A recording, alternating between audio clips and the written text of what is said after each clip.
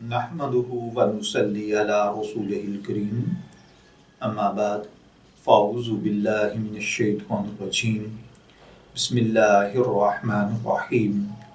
अस्सलामु अलैकुम dear viewers, आपके फेवरेट इंफॉर्मेटिव चैनल शऊर इन्फो से मैं हूं प्रोफेसर शब्बीर अहमद।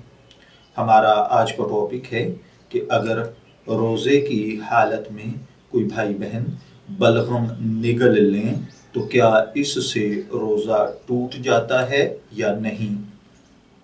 तो देखिए भाइयों और बहनों, रोज़े की हालत में अगर बलगम सर से उतर कर नज़ले के साथ मुंह में आ जाए और फिर पेट में चला जाए तो इससे रोज़ा फासिद नहीं होता।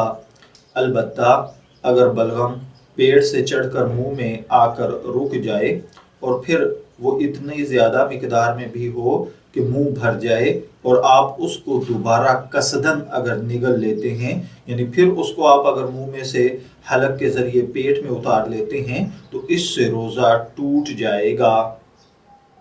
इसमें एहतियात करनी चाहिए। ये चीज़ रोज़े के लिए फासिद भी हो सकती है। उलमा में इसमें इख्तिलाफ पाया जाता है। इमाम आज़म इमाम अबू हनीफा रहमतुल्लाह अलैह के नज़दीक इससे रोज़ा नहीं टूटता, लेकिन हज़रत इमाम अबू यूसुफ रहमतुल्लाह अलैह के नज़दीक इससे रोज़ा टूट जाता है।